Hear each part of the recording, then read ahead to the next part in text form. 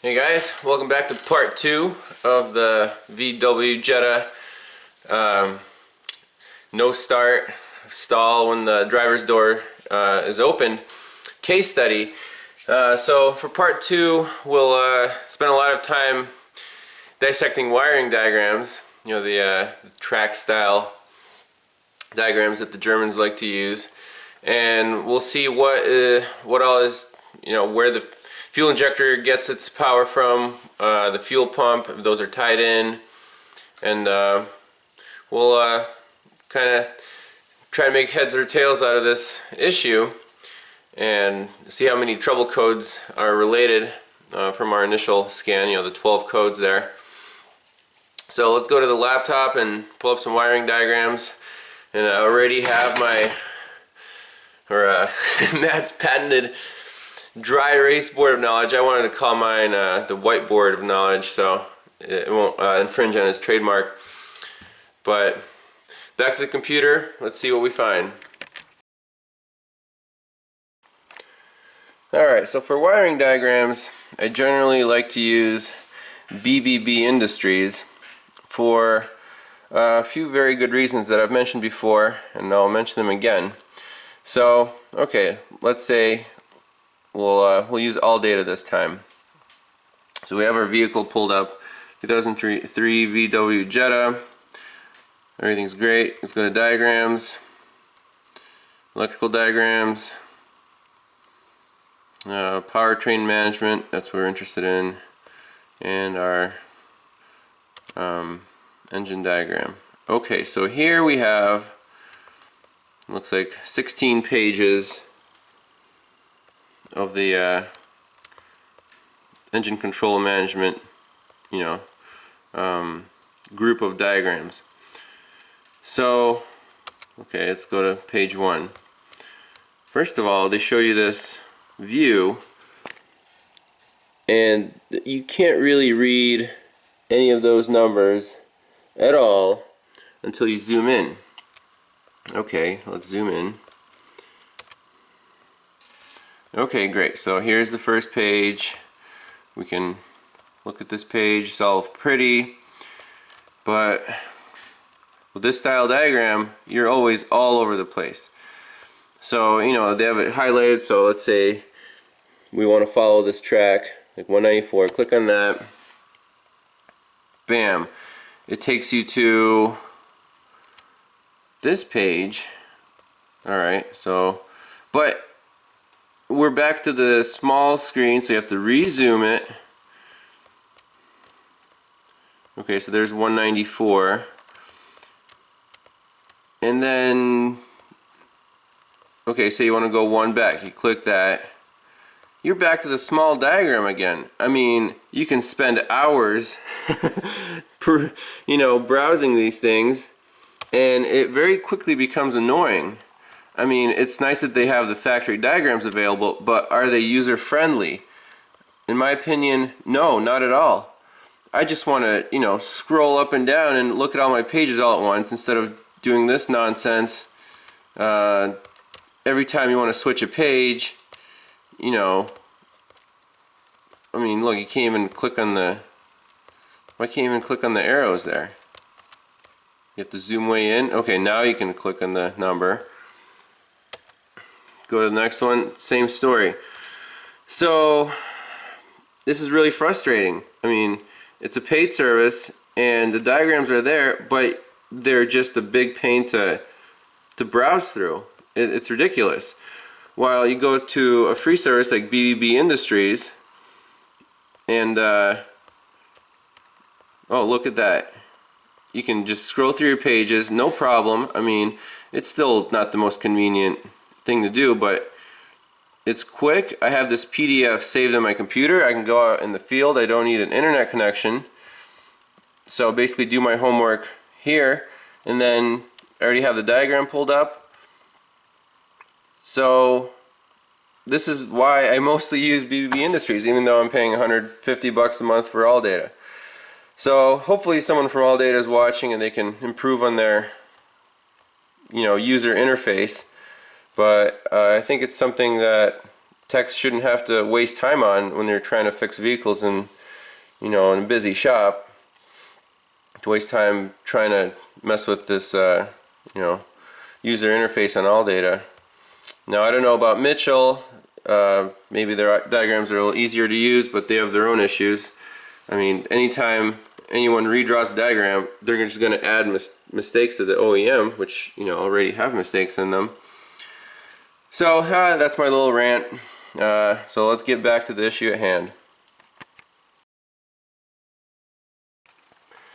Alright, we're on the computer looking at some wiring diagrams for this VW Jetta. Now these are the manufacturer diagrams. They're not redrawn or anything, because with stuff like this we can't trust Mitchell or somebody to redraw diagrams, because these are complicated enough as it is. Now if you haven't looked at wiring diagrams for European vehicles, especially the Germans, you're in for a treat. These are called track style diagrams. So actually downloaded the PDFs from BBB Industries.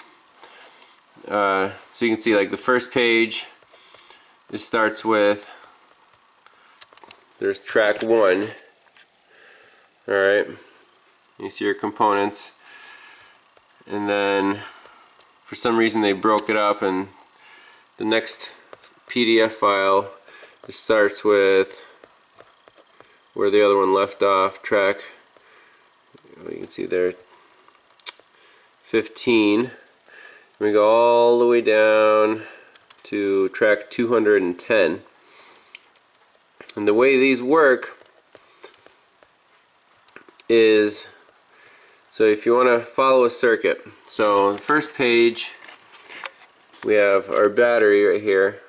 That's the positive of the battery. Then it goes into this main fuse block. You see your big fuses there, 110 amps, 50 amps, etc. Now, and then your components are labeled right here. So for example, what does it say? J59 is the load reduction relay, for example. Right there, load reduction relay. So, okay. And then if you go to the side of the diagram, you have to pay attention with these little letters. See, there's B, A, 31. So if we want to follow B, you can see it goes from a main fuse across to our next page, and there it is, B. So these wires are hot all the time. Then you have your splices right here, they're in the circles. So follow it down, it goes through 2 smaller fuses, they're labeled so 20 amp, 15 amp, so these are hot all the time. Come over here, so that's what a relay looks like. J271, for example, is our Motronic engine control module, power supply relay, and protective housing. So it gives you a little description, but basically what we're after is we want to find our fuel injectors and then backtrack from there and see what's feeding them. So for example, these guys, if you don't know what that is, you can come up here and we can see these are the ignition coils. Okay, so we have our 4 control wires going to the ECM, and there's our ground, and the power feed comes from, there's a splice in there, also powers up the computer, and that's D. So you go to the previous page, and D comes from this J271 relay we just looked at. So actually, if you remember, our ignition coil was powered on all the time, even when the key was off. So I'm actually curious to look at this relay too, maybe after we see where the see why the injectors are dropping out. So keep that in mind. So that's page 2. Now let's find our fuel injectors. Let's see, what was that? And see these components, you have no idea what that is, so you have to come up here. It's our sender tube for accelerator pedal position. See? So with wiring diagrams like this, your diagnosis time goes up considerably, since it just takes a lot longer to read these. But at least they're available. See, what are these little valves here? Okay, here we go. Cylinder 1, 2, 3, and 4 fuel injector.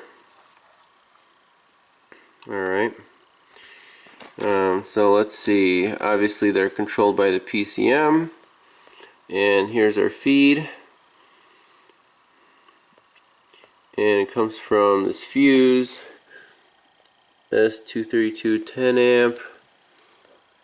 And every time you see a number like this, like A101, you have to keep in mind that that is a connection, and that other things can be tied into here. So it's really easy to miss. So anyways, it says 155 right here. So this is an indicator to go to the next, to that track, 155.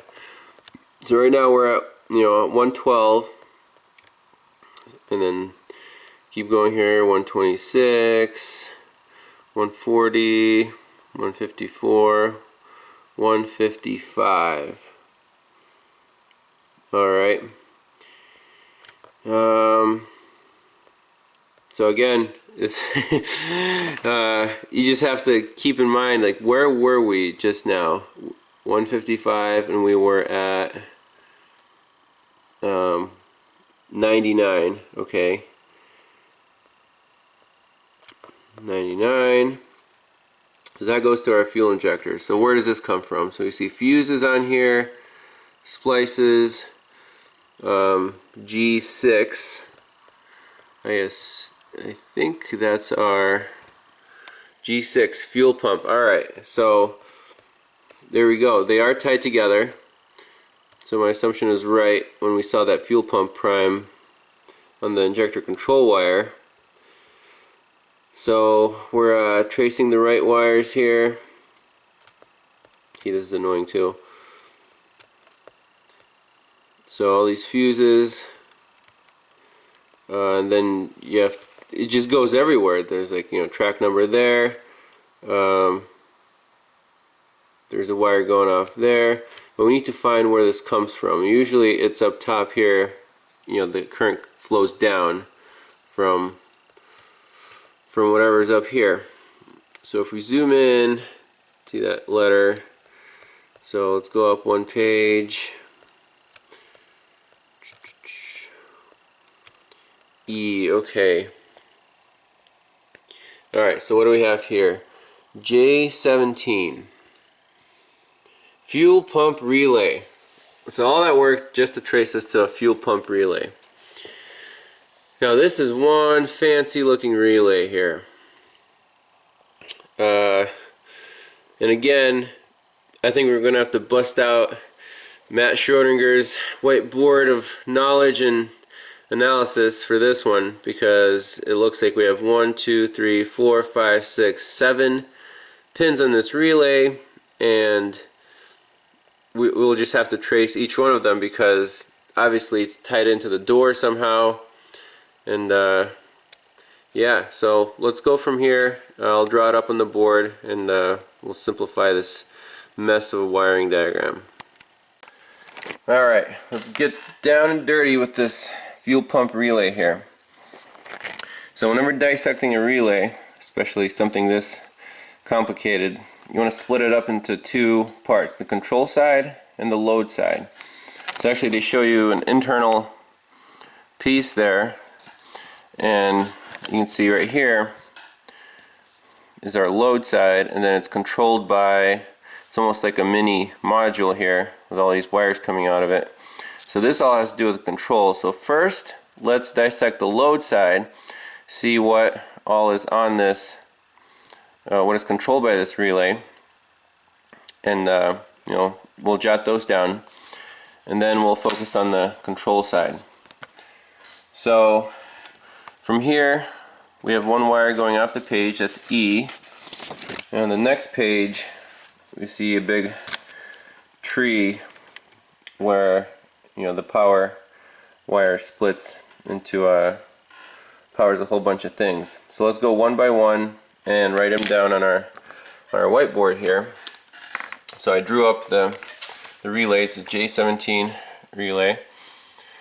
So our pin 30 is a constant feed from the battery, and then our pin 87 will power all the things on the relay here. So first thing, fuel pump. So let's write that down. Alright, let's keep going. Now here, we split off, we can take any one of these branches. So let's follow E30. So it goes, back a page, back to here. Here's our E30. There's a splice right there. What's G70? G70 is our mass airflow sensor. Wow, that's pretty important, huh? Let's write that down. So it's the feed for the MAF. Okay, let's keep going. So this goes straight across. E30. Let's see, I didn't print out that page. So you see that there's our MAF, goes across, one page back.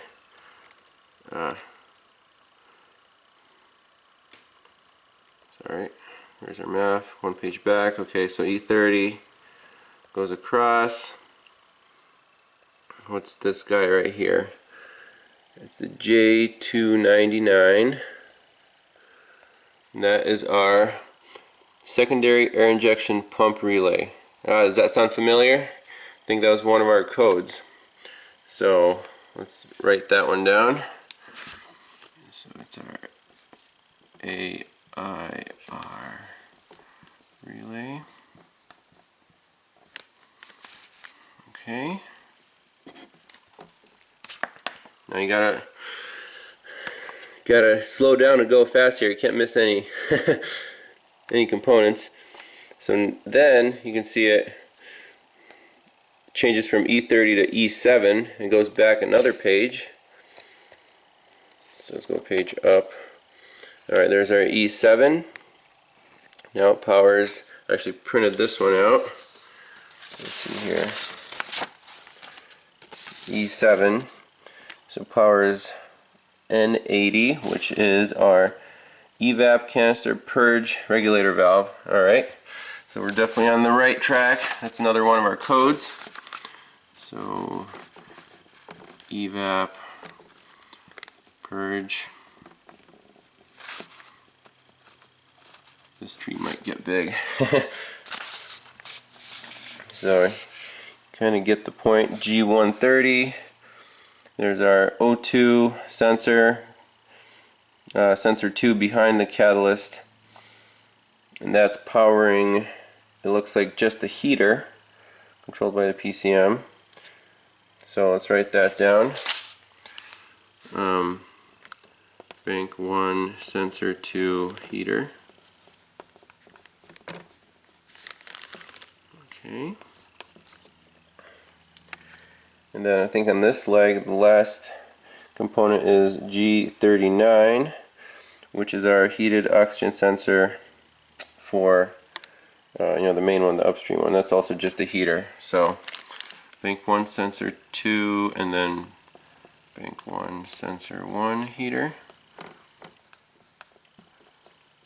So you can see the computer didn't set a code for the bank 1, sensor 1, but it sent set a code for sensor 2, so who knows how that algorithm works, but they're all in the same circuit.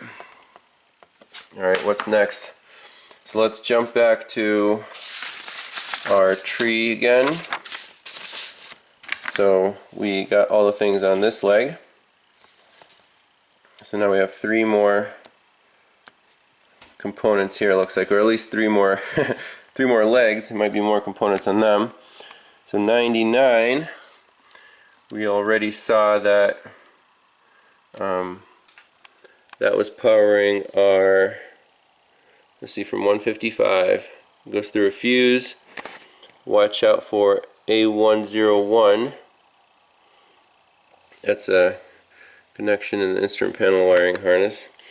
And then it powers all of our fuel injectors. So let's write that down. Injectors.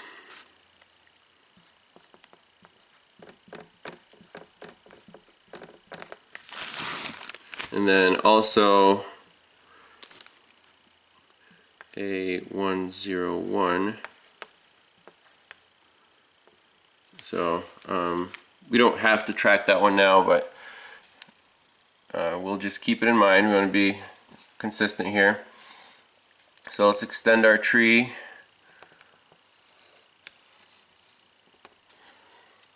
What else we got? So 99 we can check off, but leave a note plus A101 there. Okay, let's go to 78.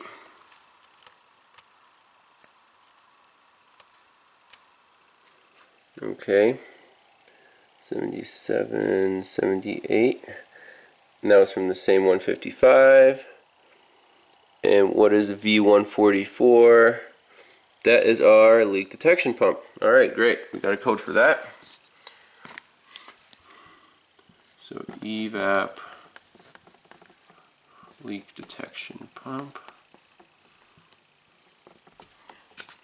And that is the only thing on that branch. So we can check this off. And then finally we have 110. Let's go to 110. Okay. From 158 right here, N79. And that is our positive crankcase ventilation heating element. Huh. So I guess it heats the PCV system. Never seen that on any other car, but let's write that down. PCV heater.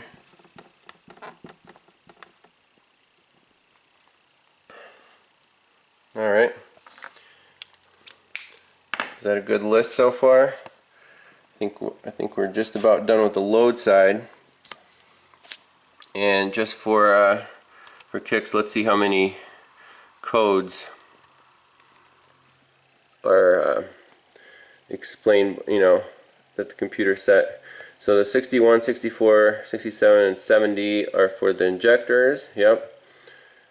Then we have our 1425 is for the evap purge valve. 1117 for the O2, the sensor 2 heater. Then 72 is the evap leak detection pump. 1435 secondary air pump relay. Yep, we covered that. So 1, 2, 3, 4, 5, 6, 7, 8 codes here. We'll knock out once we figure out what's going on with this guy. So that's it for the load side. Now let's focus on the control side. Okay, so we've dealt with the load side. Now let's focus on the control. So we have 1, 2, 3, 4, 5 pins left to go. We took care of the 2 load side pins on this fancy relay. So let's do the easy ones first. You can see pin 21/31 goes up to this 31 wire running across there, and to see where that goes, you just basically have to scroll until, okay, there you go. See, 31 comes down here to 42, and 42 says ground connection beside steering column. So you have to do that just to verify that that 31 is a ground, common ground. So I already drew that in. So 4 pins left to go. Pin 16 or 85 comes down here and connects right to the PCM. So again, we can assume that that is a control wire. The PCM sends a signal whenever it wants the relay to turn on or off. So that's an easy one to draw in. So let's just do this and draw a little box. Say PCM. And we don't know if it's a pull down, pull up, we don't really care right now. We just want to see where all these pins lead to. Alright, now we got 3 more pins here. Alright, let's do this one here. 18/C, and that has a splice A125 and it goes to J234. And J234 is the airbag control module.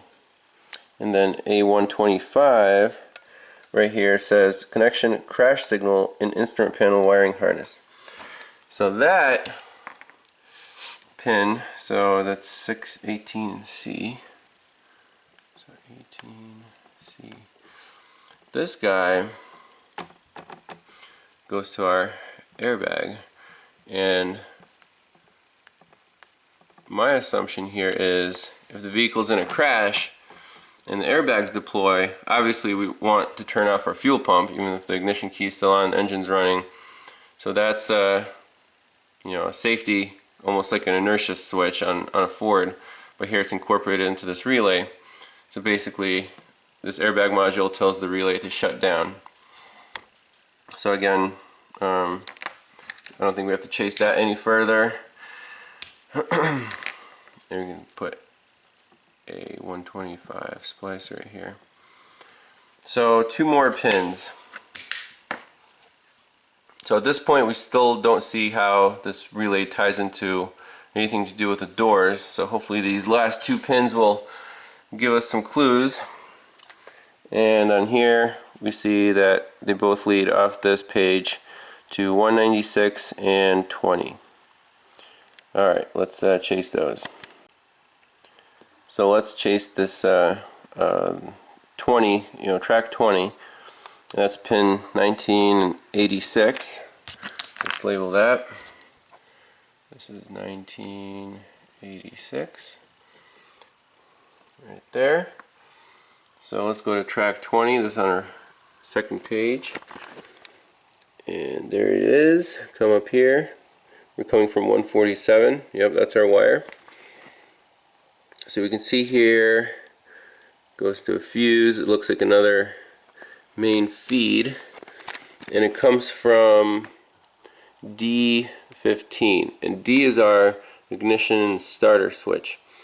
So, without pulling up a diagram for that and wasting another hour, we can say that this feed, comes from the ignition switch, powers up that fuse, goes over here to the next page. We can take a quick look here. What else is the power of the PCM? And then it looks like it's the feed for our, is that right? For the ignition coils. No, I'm sorry. We're following C, right? Which is right here, C. So you gotta be careful. There's C and there's D down here. So C just powers the PCM. D powers up the PCM and the ignition coil. So watch out for that. Pull a quick one on you. So anyways, that's just a power feed from the ignition switch, and probably just tells the relay when the ignition switch is on, which is kind of important. That's when you want your fuel pump, to prime. And when the key's in the on position, I'm sure it's a combination of the PCM, you're seeing the RPM signal, and the key being on to continuously running the pump. So anyways, let's do this, and this is ignition positive.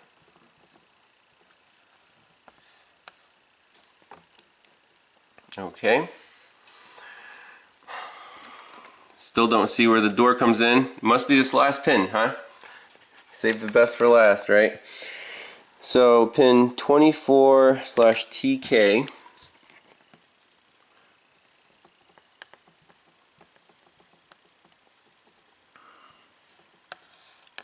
Let's see where that goes. So that's track 196, so we have to go all the way down. See,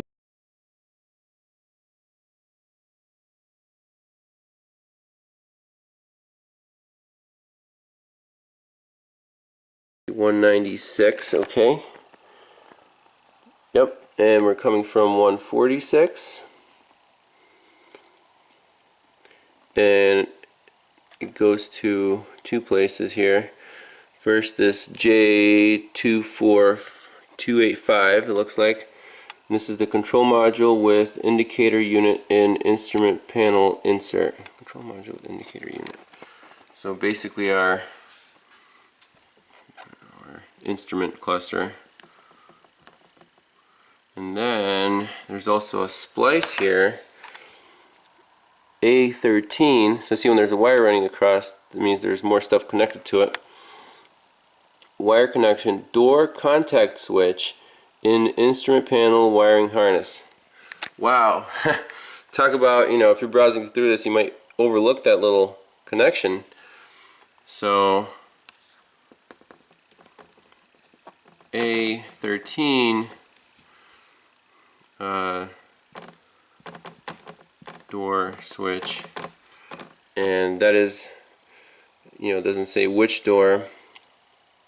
So I think here it is worthwhile to get another diagram and see where this A13, where that ties into. So I think we're almost there. Alright, let's finish this up. So we're tracking this last control wire of the fuel pump relay, and we're looking at this A13 splice, which it says goes to the door switch right there, door contact switch A13. And well, what what diagram set is does that go to?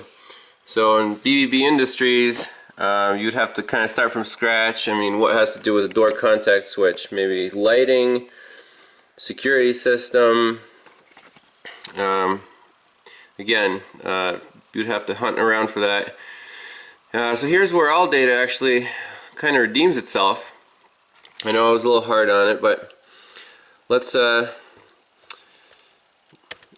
to find a diagram for this door switch.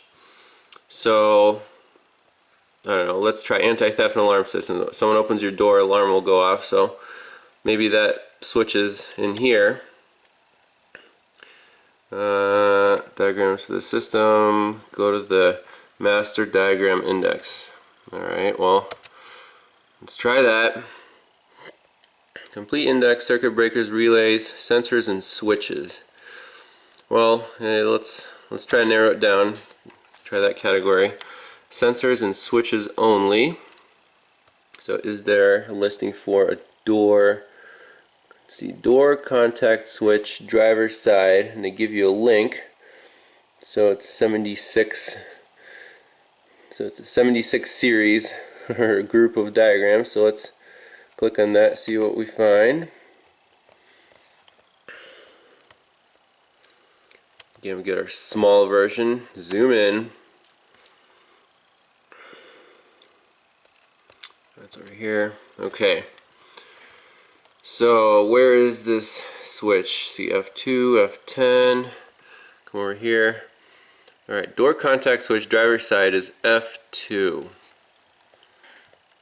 Alright, so that's our guy.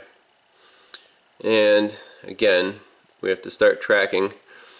see where everything goes. Well, one side of the switch is at 267, which is, it's a ground connector, so okay, that's straightforward. So what's on this side? So we have a diode in here. Let's see what M27 is. That is our left door warning light. So that's probably the dash, dash light tells you your door is open. Alright.